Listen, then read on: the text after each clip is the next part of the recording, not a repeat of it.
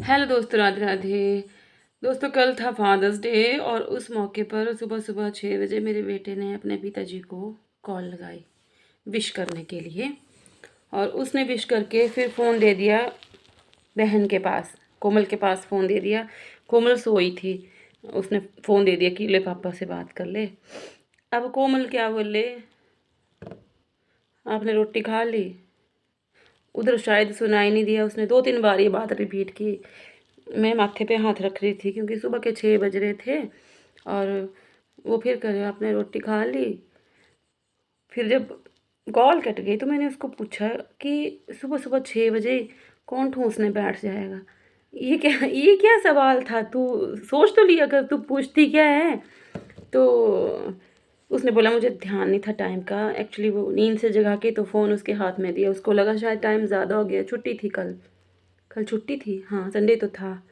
तो हुआ ये कि मुझे ना उसके बचपन की बात याद आ गई। बचपन क्या, 3 साल पुरानी बात, अभी भी बच्ची है वो तो वो क्या करती थी, जब भी उसके पापा का फ़ोन आता था, जब भी रात को 10 बजे आए, सुबह 5 बजे आए, दोपहर कभी भी आए, वो दो ही बातें पूछती थी कि आपने रोटी खा ली, और दूसरा सवाल होता था कि आप कब आओगे। कभी कभी तो इतना फनी हो जाता था, उसके पापा छुट्टी काट के जा रहे होते थे, रास्ते में होते थे, सफर पे होते थे, और इधर से पूछती थी आप कब आओगे, तो उधर से जवाब आता था मुझे पहले अपनी जॉब पे पहुंच तो जाने दो, वहां जाऊंगा तभी तो फिर वापिस आऊंगा। तो वो ये दो बातें हर बार पूछती थी, जितनी बार भी। 10 मिनट बाद फोन आ जाएगा बात होके, वो फिर एक ही सवाल, आपने रोटी खा ली, आप कब आओगे। और जो मेरा बेटा है, वो पापा को जाने को अभी 15 दिन 20 दिन बचते थे, जबकि अब इतनी छुट्टी बची है, तो वो रोना शुरू कर देता था, जैसे कि हमारे ज़माने की पत्नियां रोती थी। अभी का हमें पता नहीं है। तो वो इतने दिन पहले से ही औरतों की तरह, पत्नियों की तरह छुप छुप के रोना शुरू कर देता था कि पापा चले जाएंगे, अब पापा चले जाएंगे, अब पापा चले जाएंगे। और एक और पते की बात बताऊं, जैसे मैं देखती थी दूसरों के बच्चों को, मैं नोटिस करती थी, जैसे किसी के पापा आने वाले थे तो बच्चे बोलते थे कि हमारे पापा आने वाले हैं, हमारे पापा आने वाले हैं, मेरे लिए फ्रॉक लाएंगे, मेरे लिए गुड़िया लाएंगे, मेरे ऐसे करते हैं ना बच्चे।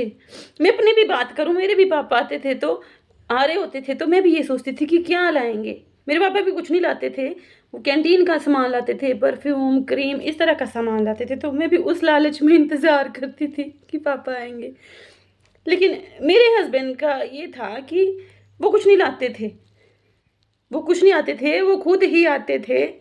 तो मेरे बच्चों ने कभी नहीं बोला कि पापा आएंगे और ये लाएंगे। मतलब वो जो खुशी उनकी होती थी, मेरे पापा आएंगे, तो मैं मन ही मन बड़ी खुश होती थी कि ये बहुत सच्चा वाला प्यार है, कि इनको पता है सिर्फ पापा ही आएंगे। उस टाइम पे पापा ही आएंगे, साथ में बैग भर के सामान नहीं लाएंगे।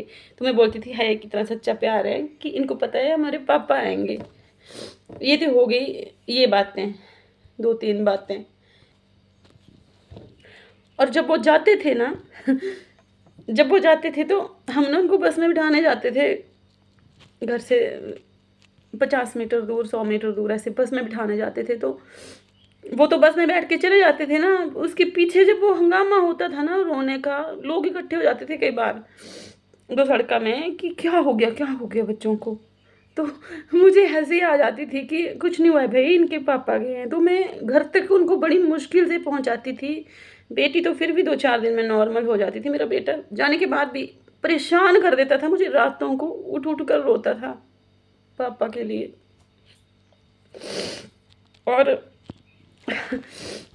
तो आप सोचेंगे ये बातें मैं आपको क्यों सुना रही हूँ, ये वीडियो मैं कल भी बना सकती थी। ये मैसेज मैं देना चाहती हूँ उन पापाओं को जो अपने बच्चों से सच में प्यार करते हैं, जो अपने बच्चों से सच में, जो प्यार नहीं करते ना, जो अपने बच्चों को पूछते तक नहीं जिंदा है या मर गए, उनके लिए तो मैं कुछ नहीं बोल सकती। लेकिन जो मर्द सच में अपने बच्चों से प्यार करते हैं, लेकिन अपनी पत्नी से लड़ाई के चलते अपने बच्चों को इग्नोर कर देते हैं ना सालों तक, ये मैसेज उनके लिए है कि अगर अपनी पत्नी से लड़ाई के चलते अपने बच्चों को कभी इग्नोर मत करना, क्योंकि हो सकता है भूले भटके एक लंबे इंतज़ार के बाद आप ही अपने बच्चों की तरफ हाथ बढ़ा दो, ये सोच के कि कुछ नहीं बनने वाला। हो सकता है आप ये सोचते हो कि मैं इनको पूछूंगा नहीं, मैं इनको पैसे नहीं दूंगा, मैं इनको खर्च नहीं दूंगा, मैं इनको कुछ नहीं दूंगा, भूखे मरेंगे, फटे कपड़ों में रहेंगे,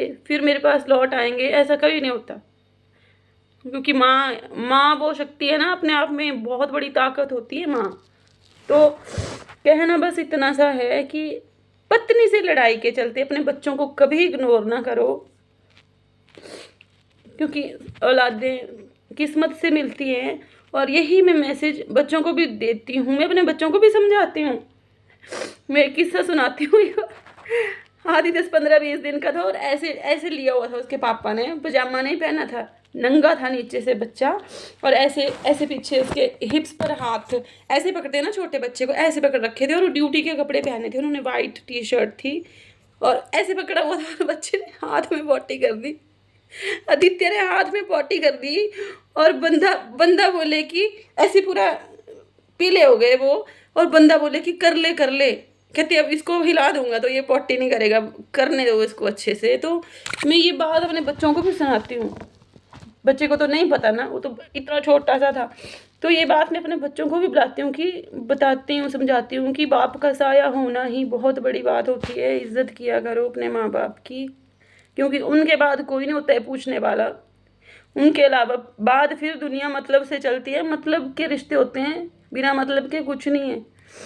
बस मुझे इतना सा कहना था कि अपने बच्चे से अगर आप सच में प्यार करते हो, क्योंकि फिर क्या होता है एक लंबे टाइम के बाद अगर आप उनको पूछने लग भी जाते हो ना, उनके लिए कुछ करने लग भी जाते हो, तो वो बोलते हैं ना गांठ पड़ जाती है, गांठ पड़ जाती है। क्योंकि वो जो एक बहुत बुरा दौर उन्होंने बच्चों ने बिताया होता है ना, वो भूलते नहीं है, वो कहीं ना कहीं रह जाती है गांठ मन में। तो ध्यान रखना इस बात का।